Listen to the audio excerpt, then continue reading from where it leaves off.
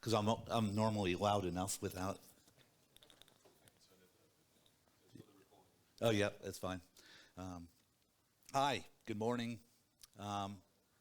Anyone who went to the 9 o'clock was very brave. You're a little less brave if you made it to this. We started to do this presentation. When we started talking about doing this presentation, it sounded like a really good idea. Then I started writing the presentation in my normal fashion, where I wait to the last minute and then panic a lot. And then I write stuff down. And I realized that my original concept for this wasn't very good. But unfortunately, it was Wednesday when I figured that out. So what I did is I took all of these different things that I've found over the years that make me angry about DBAs. Because DBAs are good at very, very few things. And that's actually a good thing.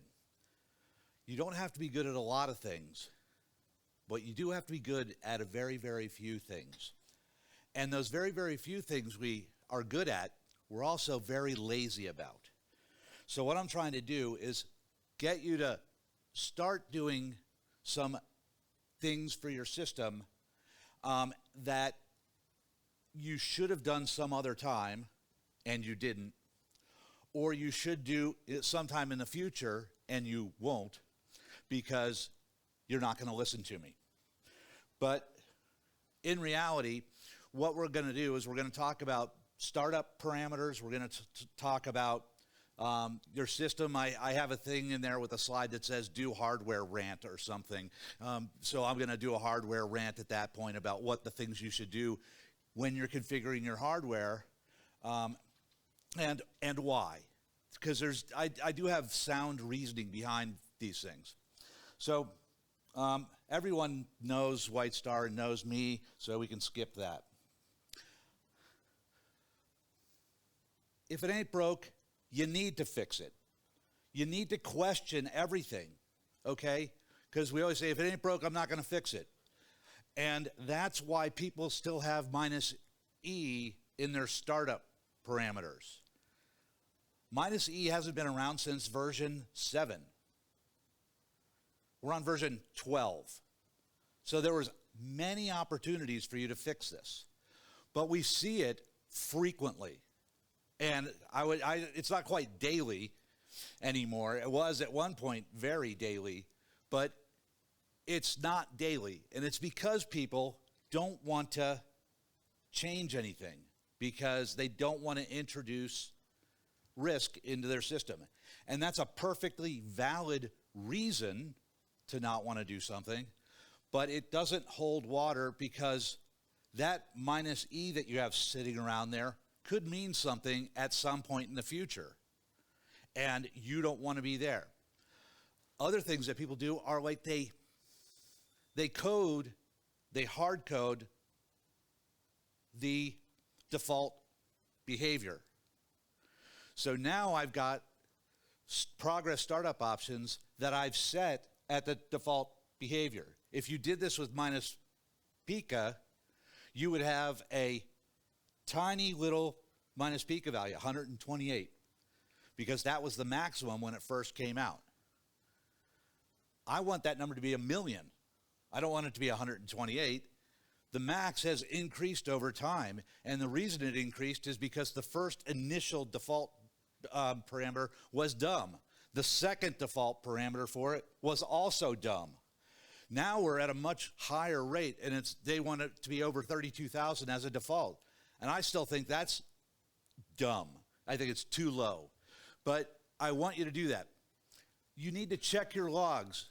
And how I say have your logs check you is I want my log files to call me if something's bad.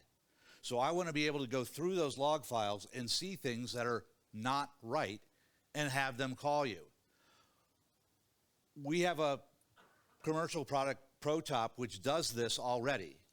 And this is not, I'm not selling anybody ProTop here. What I'm saying is that you can see an example of this running somewhere, and then you can model your own checks to do this. You don't have to buy a commercial solution to this. You can write your own solution to this, and that's a relatively easy thing to do. But it's something that you have to be conscious about, and you have to do it right.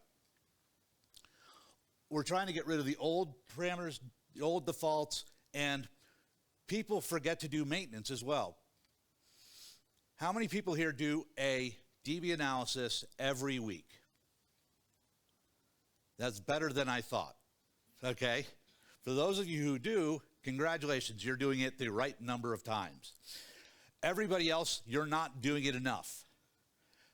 The DB analysis will tell you the status of the blocks of your database, and there's no other way to know this status but by looking at the blocks of the database.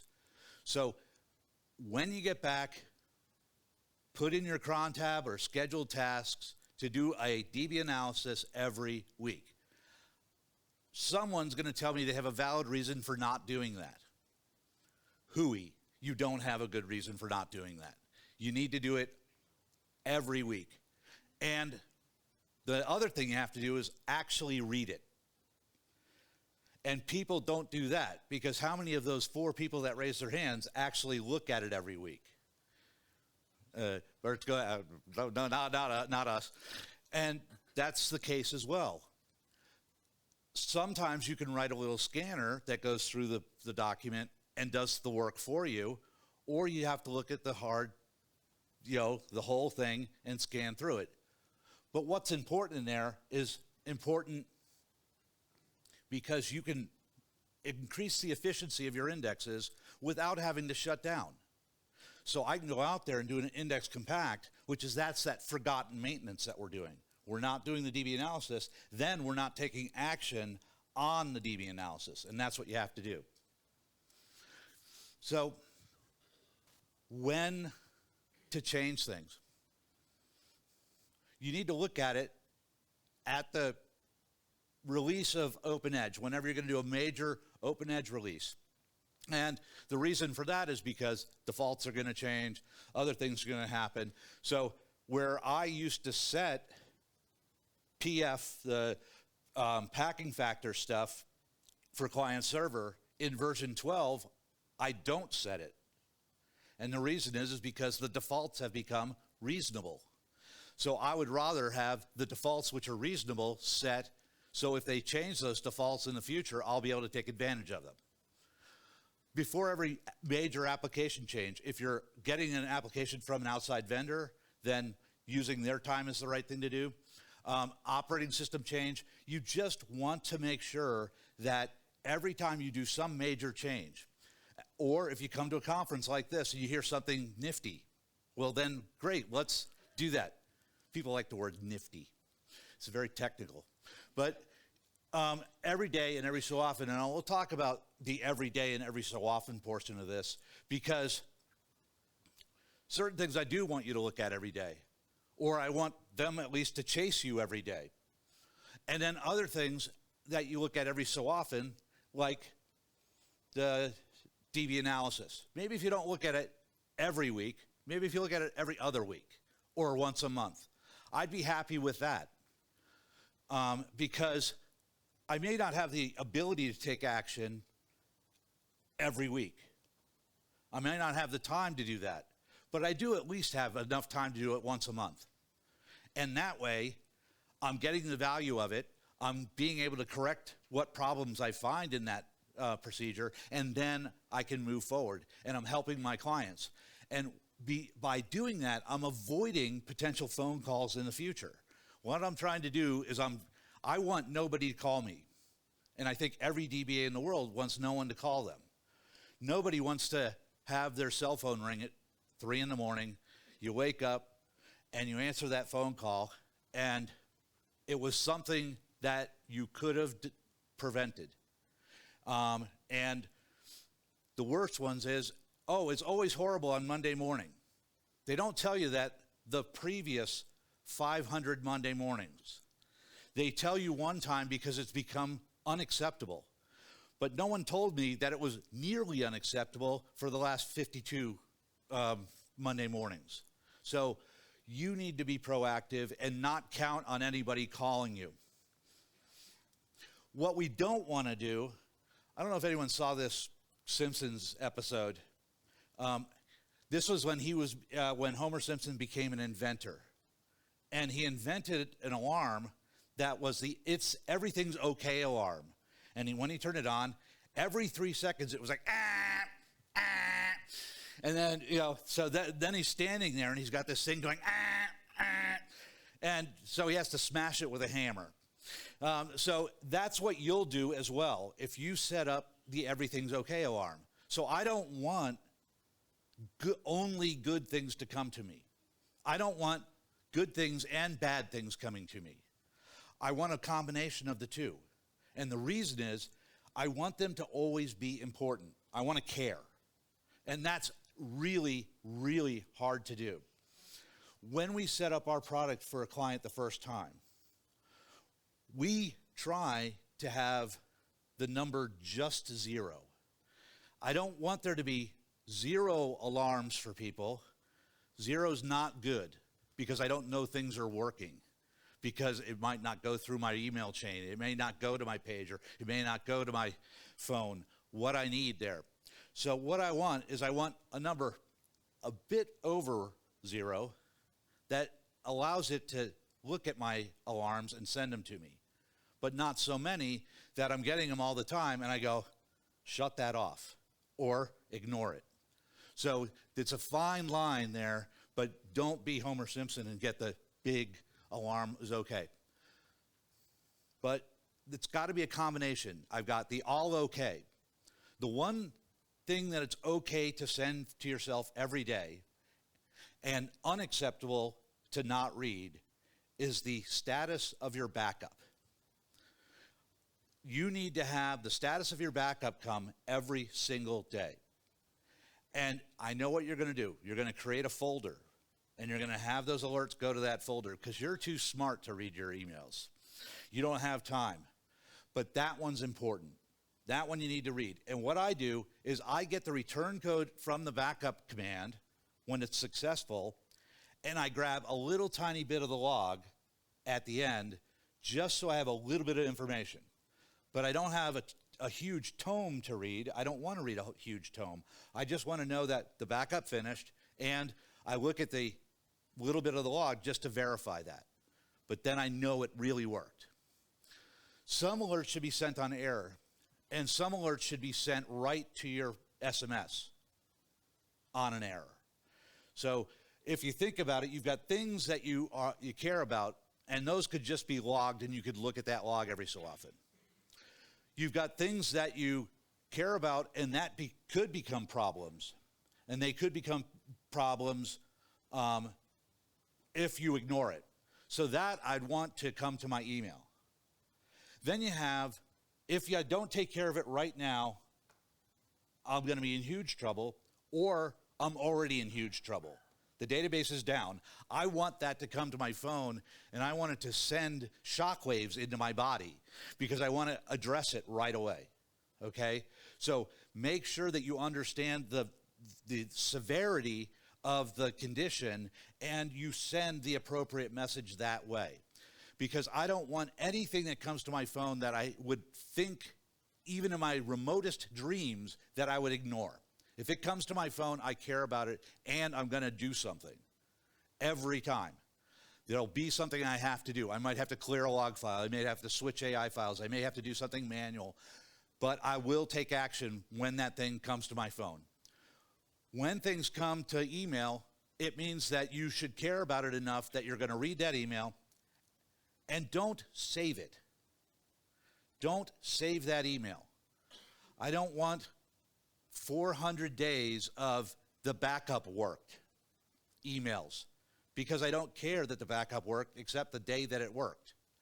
Every other day past that is no issue for me. So save what you need, but don't save everything. Don't become a pack rat, because I have clients who've got, I got my whole backup folder because it automatically goes there, and it has 475 unread messages in it. And it's the reason it has 475 unread messages. They don't care. They don't look at it. I want it to come to your real inbox that you look at, and then you can pitch it. You don't have to save it. Give yourself the ability to monitor the application, meaning use table range size, use index range size, and do a DB analysis every week, okay? What I want you to also do is implement some kind of monitoring of the system itself. We use Telegraph.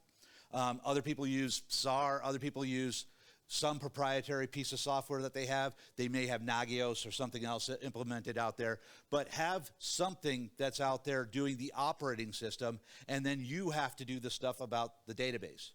You can use the free version of ProTop to go out there and have a look during the day. So you download it, I can look at it during the day, and that's great, but it's not logging anything. That free version's not logging it for you. So you can either screen scrape that or screen scrape Promon or use the virtual system tables to get yourself a set of metrics that you care about. And the ones that I would care about would be, how many checkpoints have I done today? How costly were those checkpoints?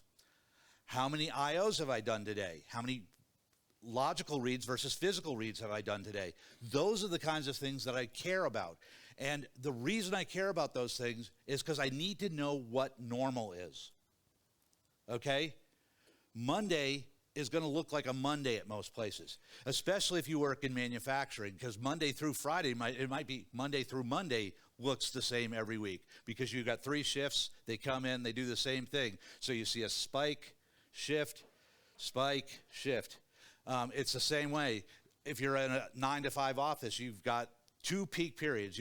Everybody comes in, they talk about what they did last night, they get a cup of coffee, they chit-chat with their neighbor, they do an hour's worth of work, then they talk about what they're going to have at lunch. Then they go to lunch. Then they go have lunch, they come back, they talk about what they had at lunch, then they get another cup of coffee, then they're ramping up for their next hour's worth of work, 2 hours work a day. It's universal. I don't care what office you are. It will be that way. I've done work in Japan. They do the same thing, except they drink tea in the morning. They don't drink coffee. But it's a pattern. You will have a pattern, and you may have patterns that are days of the week patterns. You may have every day looks like the 2-humped camel period. So those are the kind of patterns that you want to look at. If the pattern changes on day 3 or on day 33, I want to know what it looked like on day 3 instead of 33. You know, I need to be able to have the ability to look backwards and see this stuff. And that's kind of the secret sauce of the ProTop portal product. But again, a lot of this stuff you get for free. And a lot of this stuff is built into the product, and all you have to do is access it. Accessing VSTs, with the exception of _lock, is free. Everything else costs you nothing to read because it's a in-memory read. It's as cheap as you can be. _lock is better in version 12, but that's like saying I put the knife in my eye and I didn't twist it this time. Okay, so that's the difference between _lock and 11 and 12. _11 is I took the knife, stabbed myself in the eye, and turn it. So I don't know how much better it is either way, but it sounds bad. Logs. What do you do? I have important processes that run unattended at night. They're going to have a log. A lot of them are going to have logs that are 8 million pages long. And I'm not going to want to look through all that. But I do want to have endpoints that I care about, so I'll write another log with the endpoints on there. So I should see ran successfully, ran successfully, ran successfully. I want to see that every day. That's one of those things I want to see every day. Performance stats. When I first do it, I want you to look at it every day. Once you understand what normal is at your environment, then you can walk away from that, and I can do it when the people come with flaming torches into my office. They're angry, and I can say, oh, let's look at today's statistics. Oh, they look very much different than last week's statistics. Why is that?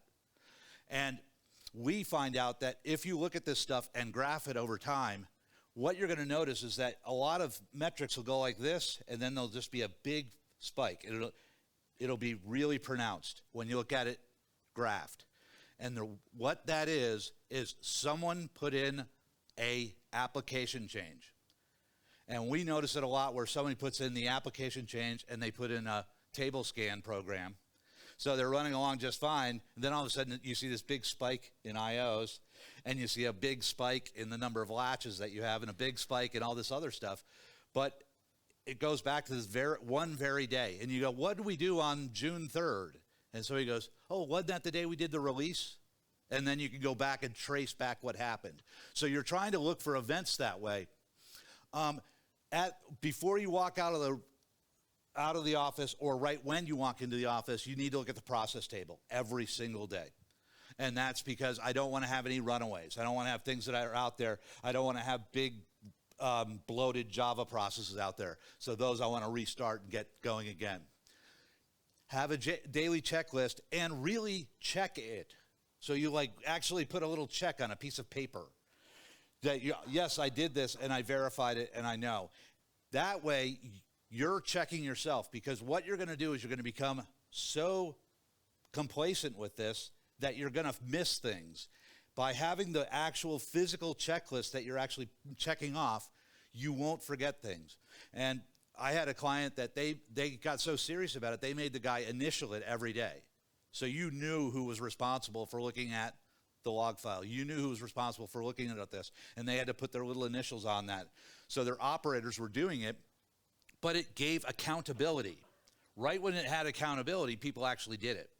Because if they didn't view it, if they didn't go out there and monitor that, and there was a problem, I'm going to go there, well, you signed off on this on the 10th, and how come when we put that in on the 8th, you didn't notice it? And it's because they were just signing off on the list. So really use a daily checklist. Things to look at periodically. I would like you to look at your DB analysis every week, but I think I'm more likely to get you to look at it every month. So when you do your month-end processing, you have a further step to look at the DB analysis and see if there are things to do out there. Look at the performance trends at the operating system level. A lot of times it's going to be disk I/O that you're going to see start creeping up on you, or you're going to see memory usage start to creep up on you. So you want to make sure you keep a good handle on that.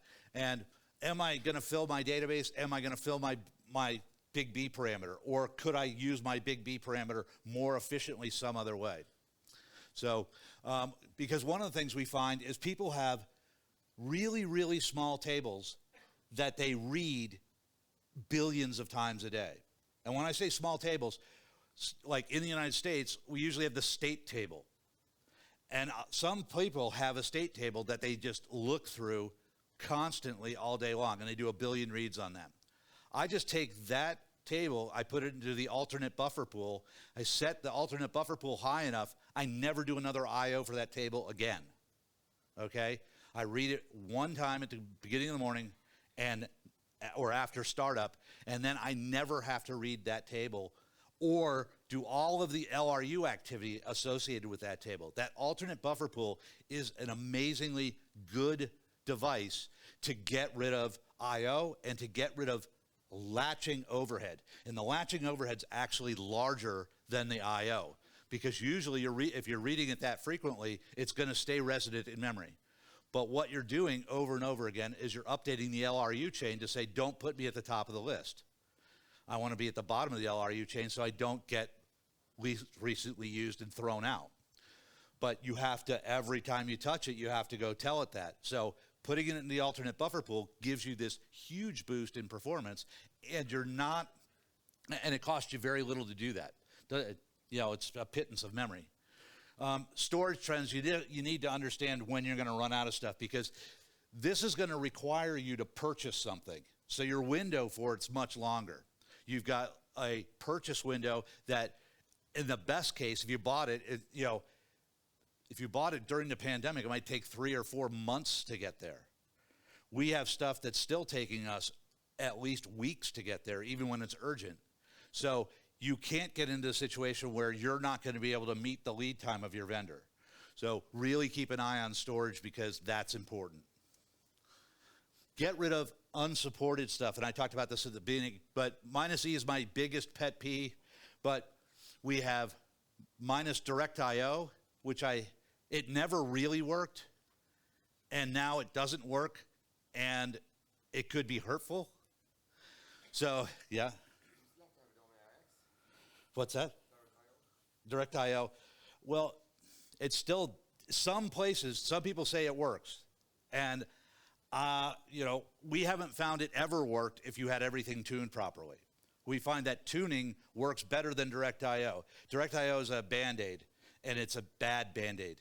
And most systems just don't use it at all, and it's just another bad thing in there.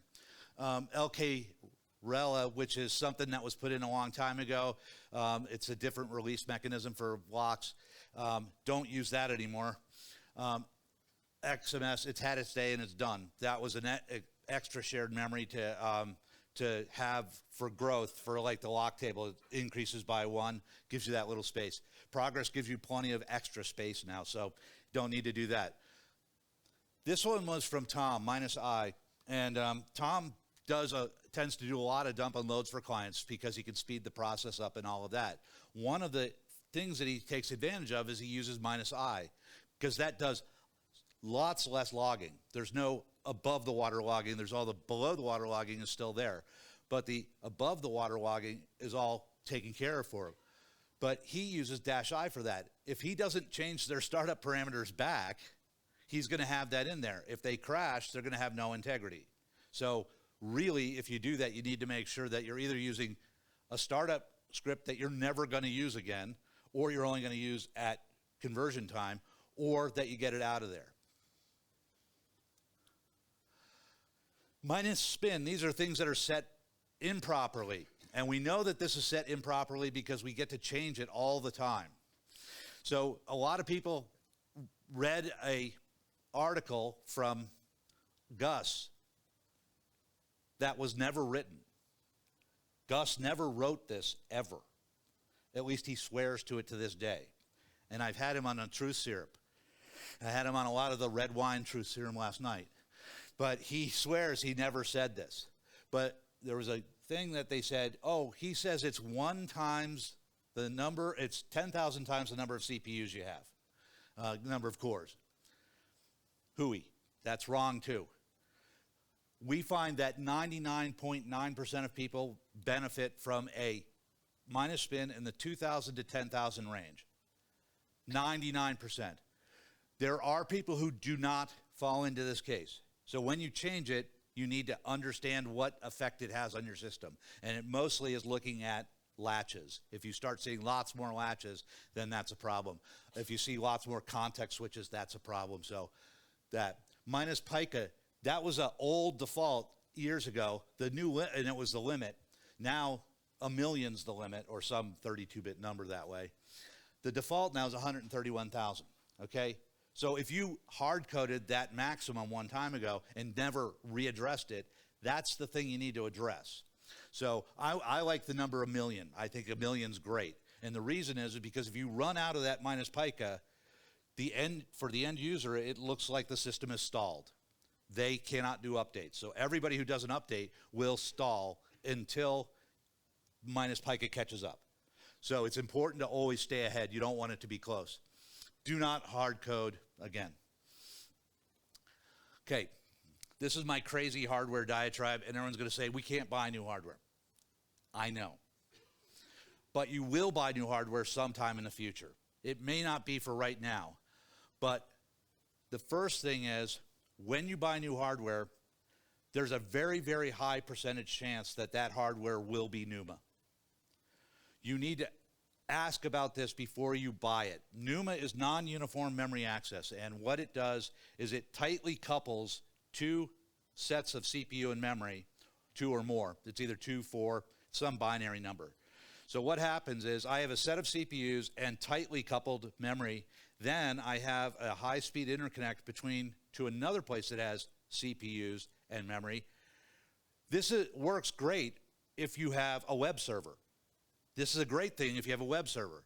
It's a rotten thing if you run in shared memory, because any I/O that I do where I have one resource from here and one resource from here is called a far memory read.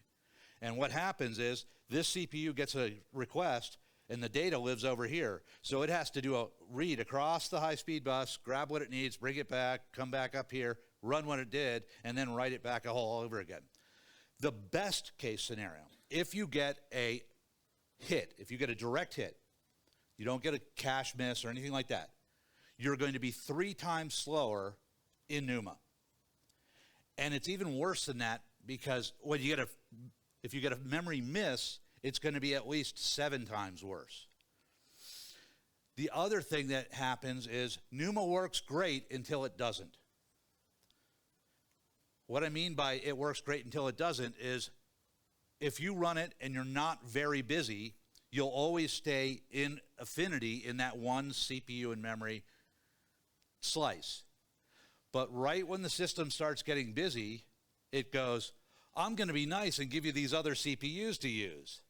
And you notice that your performance goes, and it drops off the end. So it's really important to make sure that you don't have NUMA. If you do have NUMA, and some of you may have it today, all is not lost. You don't have to work in a NUMA environment. What you need to do is if you're running VMware, you use NUMA Affinity in VMware. And that allows you to only allocate memory from one of those 2 nodes. So you go out there and you allocate memory and CPU from that one node. The caveats for that are you may never have more resources than one node has. So I can only have the number of cores that sit in a single node. But last I checked, Intel chips have stupid numbers of cores.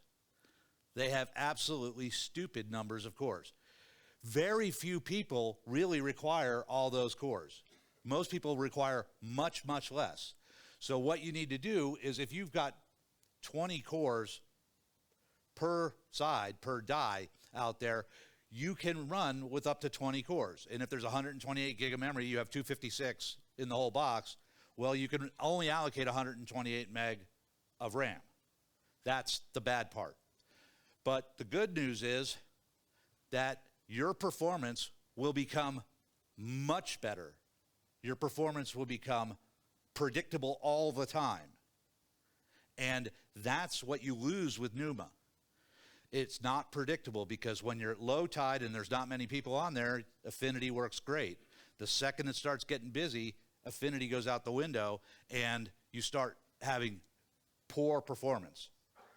Okay, yes? Did you kind of say that if you're turning off the NUMA, then the one CPU also loses half the memory? The question is when I'm doing this for the recording.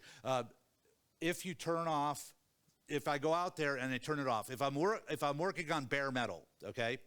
If I turn off a NUMA zone, it's going to turn off the resources in the other zone. So it's going to take the memory and the CPU from that other zone, okay?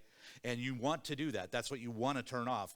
So if you're running on bare metal, it's more difficult and it's more painful for the bead counters because you're going to turn off half of the memory and CPU in your machine, and they're going to say, we paid for all of that. And you go, yeah, but we can only use this much.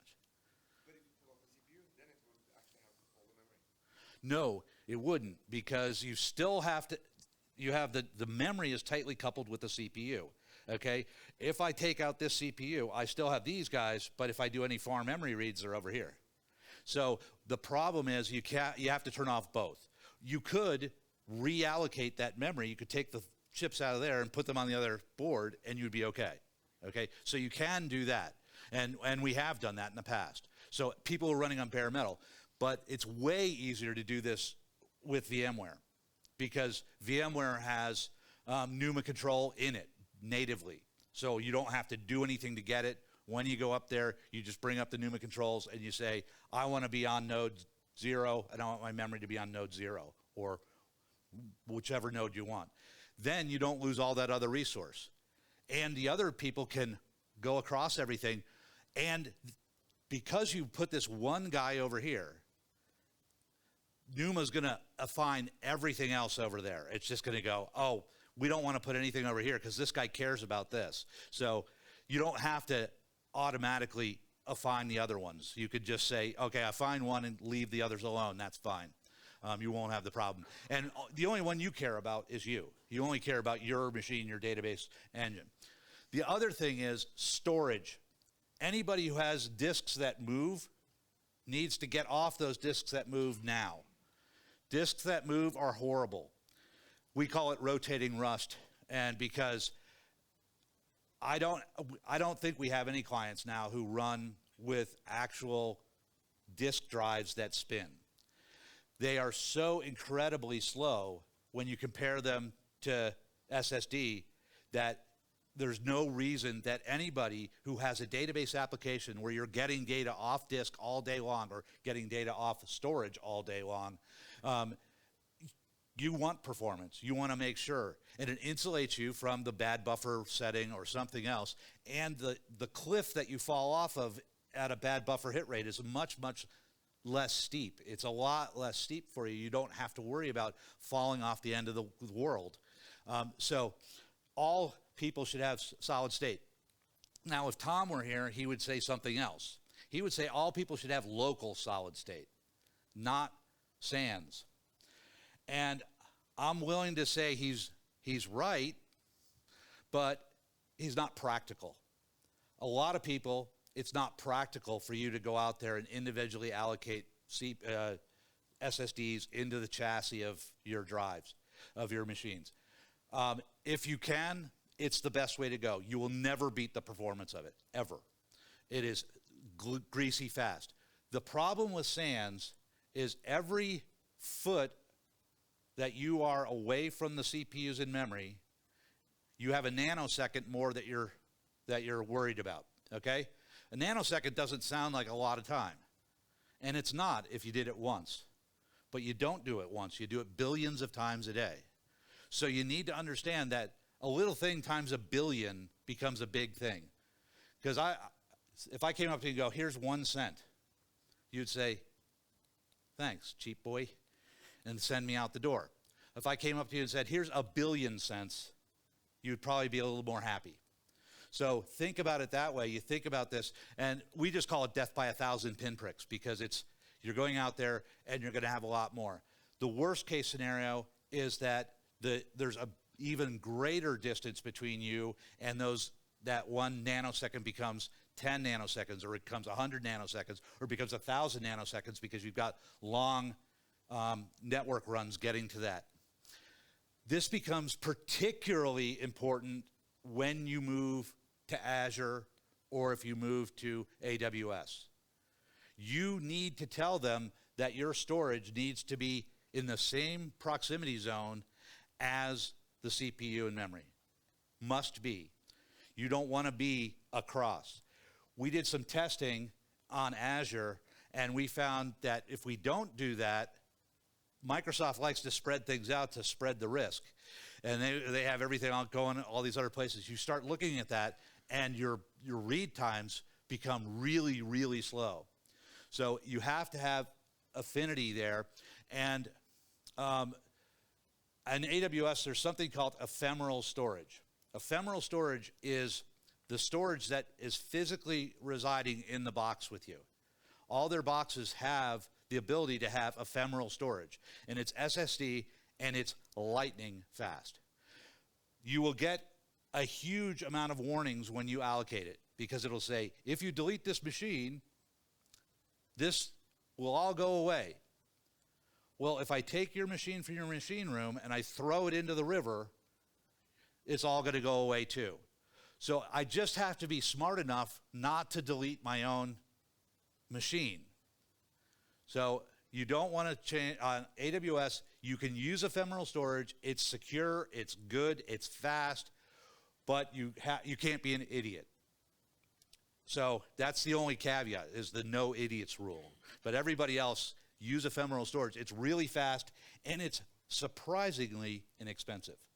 So that's a good way of saving money. Who uses memcheck and dbcheck? This guy does everything. This guy does everything. He's probably lying too, but that's okay. But memcheck and dbcheck, these are real-time checks on the database to make sure that you're not going to put corruption in that comes from memory. You're going to CRC check your database blocks, and that's a really good thing. What's the cost of that?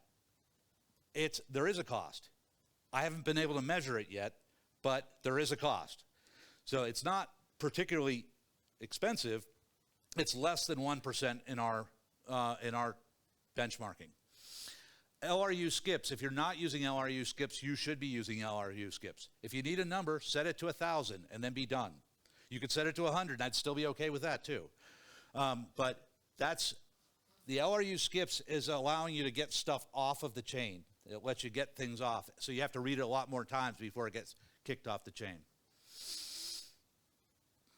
So these PF parameters, if you go to version 12, the only one you might want to set is numrex, okay?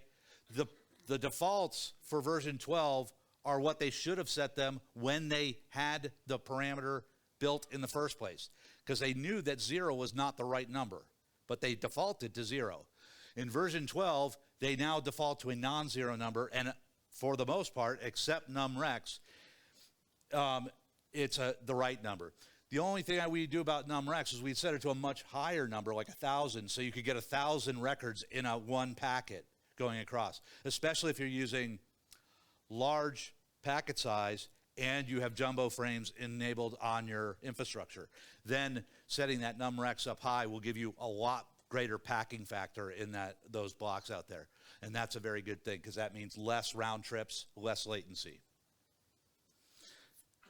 Modernize your database structure. This is one of those things you can't do frequently. Well, you might not be able to do it ever. I don't know, because I don't have enough downtime to be able to either back up my database and then restore it, or worse, dump all the contents of it and reload it. But what we want to do is, if you're not using type 2 storage areas, you should plan a long outage and get to type 2 storage areas.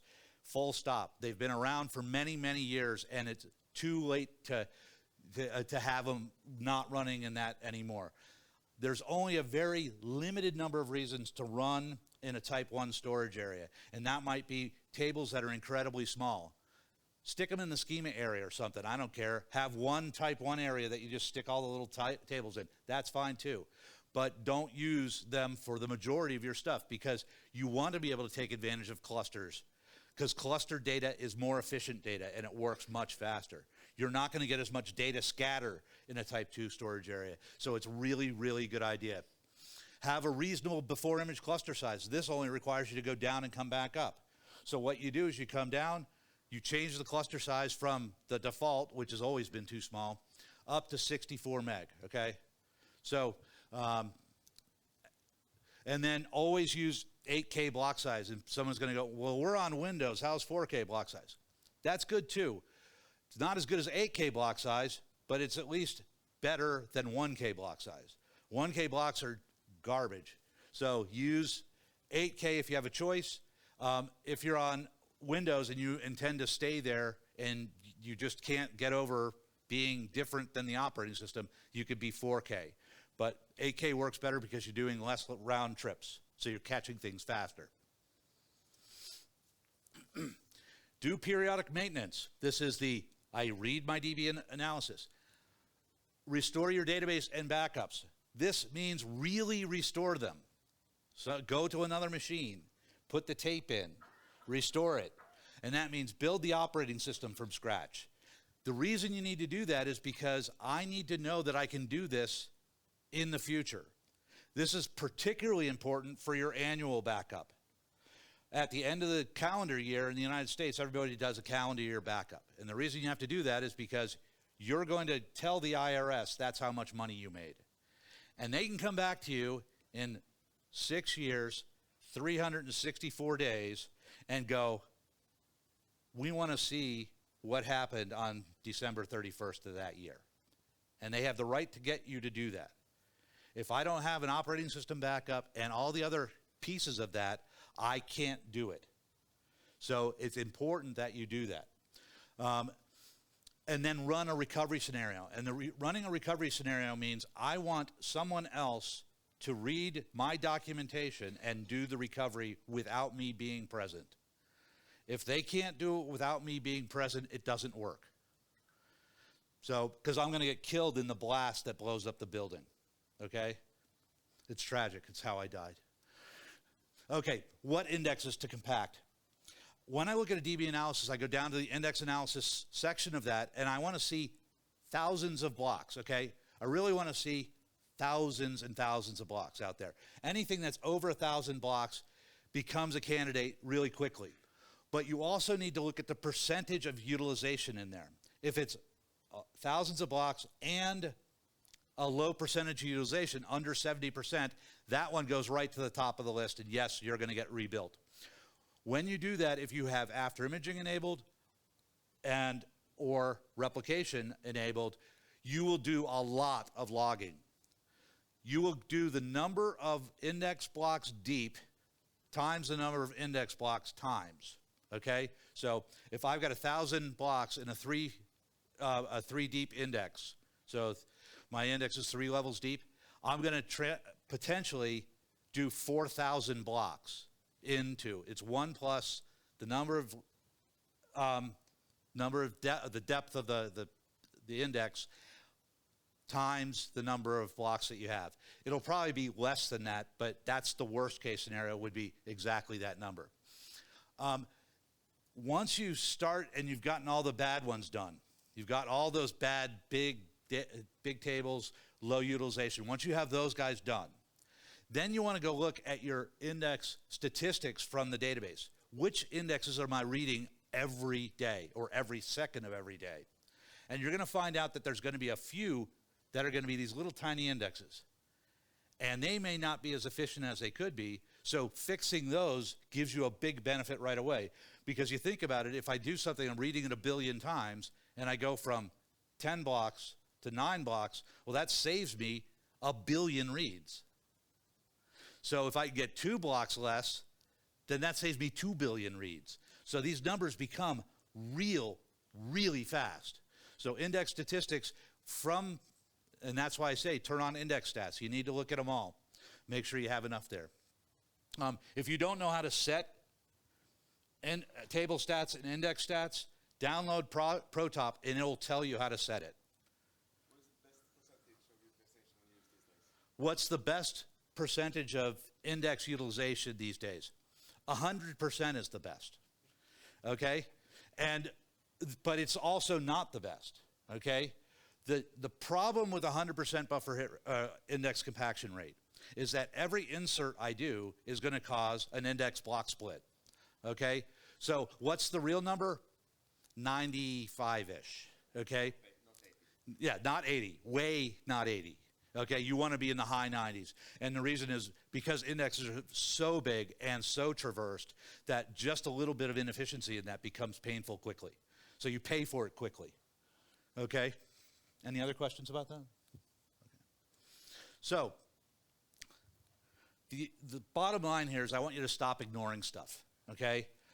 I ignore stuff all the time, like my expenses. I do my expenses once a year, whether I need to or not. Well, I may do them. I may do them when I get home, okay, Heather?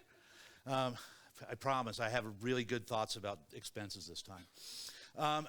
But what we need to do is first get rid of the old stuff. Get rid of stuff that we're not using that won't ever be used. So any old parameters, do that. I want everybody to look at all their startup stuff when they get home and get rid of the obsolete stuff. I want you to add, I definitely want you to add index stats and table stats on your database. I want that running all the time, okay? And I want to make sure that you have all of the tables that are out there. So what I usually do is I find out how many tables I need, and then I kind of round it up a little bit, so if somebody sticks a table in and I don't catch it, I'll still get it in my table stats. And the problem is when you set it exactly at that number, that one table that they add, that's the biggest part of the application because we just added it. We just shove records in there all day. So you're going to miss something very active. Add new helpful parameters. DB check and mem check, I think, are a must as well. I think everybody should have those guys on there. Monitor and understand what normal is. And that's the biggest thing that when you're looking at those stats out there, I want you to have just something, and you may have the day end stats sent to you every day. That's good enough because you got a little bit of a thing, and I would just log those to a file and send them to me in an email, and I'd look at them and go, yeah, it looked like a Tuesday. okay? And it takes you 2 seconds to look at it. You say it looks like a Tuesday, but then I have the ability to look back at the log in 3 months if it doesn't look like a Tuesday. So it's really important to do that. Make your notifications meaningful. Don't make them all good or all bad. Don't make them too wordy because you won't look at them. What you want to be able to do is, the best messages for me are the ones that I read when it shows me up on the screen before it saves it. Okay? So I have this unread message sitting in my inbox, but I already got the information because it showed me enough of the message in the alert that came to my screen. So those are my favorite kind, because then when I get there, I don't even have to read it. I just can delete it as I'm going by. Have a daily checklist, like a real one that has like circles that you check or you put your initials next to. That's hugely important. And periodic maintenance. I want everybody to start using index compact more frequently. It's really, really good for performance. And you will be amazed that if you compact some of these indexes that have been around for a long, long time, you're going to get vastly better performance on your queries. So it's something to do, and it's really inexpensive. You can do it while the database is up. The users normally don't see anything. If you're paranoid about that, put it to your off hours and just write a script and let it go. And what we do in most cases is I just have it automatically do that. So when it comes out, I read the DB analysis. The DB analysis goes, these are the stinkers. It throws them into the stinkers list, and then I just read the stinkers list and compact the indexes at night. So that's a really good thing to do. Backup every day, looking at your backup status every day. I don't need you to have every line of every file that was backed up on your system. I just need to know, yes, it backed up, yes, it was successful, and yes, I got the files that I think I needed. So I might have a count or something like that that just tells me I'm in the neighborhood. So those are the kind of things that I want you to do every day and as much as you can. Questions? Comments? Bert? Personal problem? Or is it?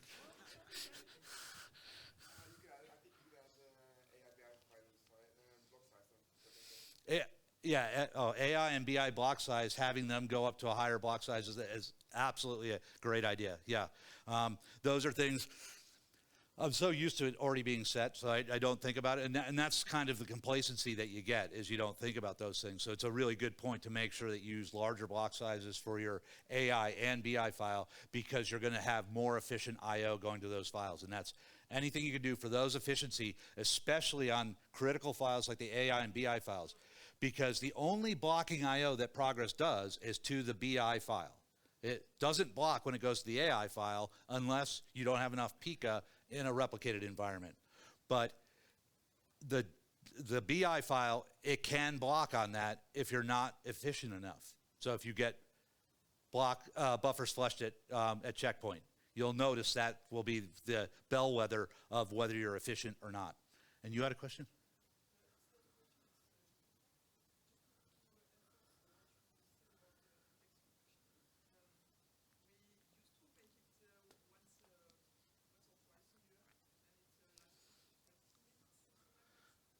Yeah.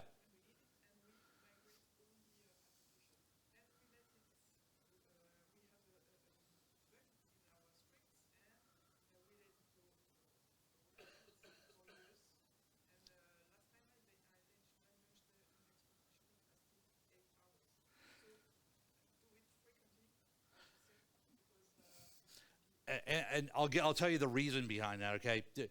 What she said is that they do index compact, and they were doing index compact once or twice a year.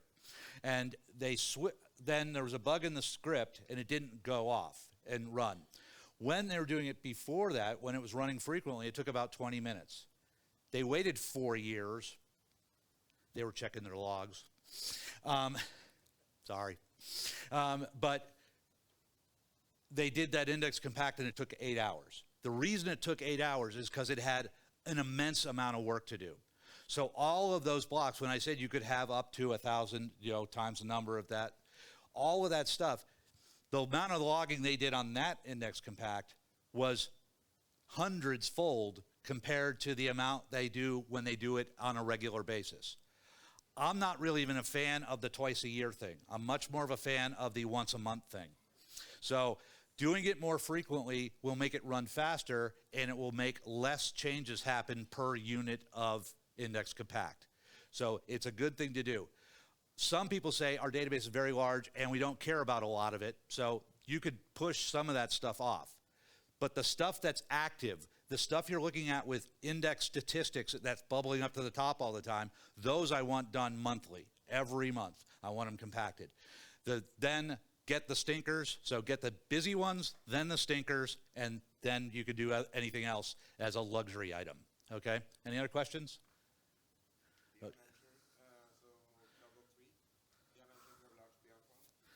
Yeah, you could have a large BI file. That's becoming less and less a problem. I mean, there's still the long transaction issue, but now space can be reused behind it, so you can have gaps in the before image file. So we tend to grow less in BI files now than we used to grow, because at first it was a single blocking transaction would make you grow forever, but that's not the case anymore. It can reuse space. Yeah, you have to have the BI manager to do that, but it's a good thing to do. And also the AI management routine, if you implement AI, you should have the AI manager out there, because it does all the work for you, and it'll give you horrible names of your files, but just live with those. Any other questions, comments?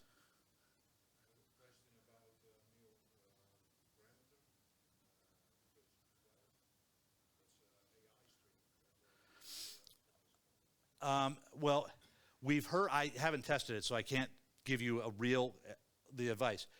I think Tom has tested it, and he says that the AI streaming increases performance significantly, okay? But I have not tested it yet, but the current thought about it is it's a good thing, and that it's a smart way of doing, and using that AI streaming will increase performance, okay?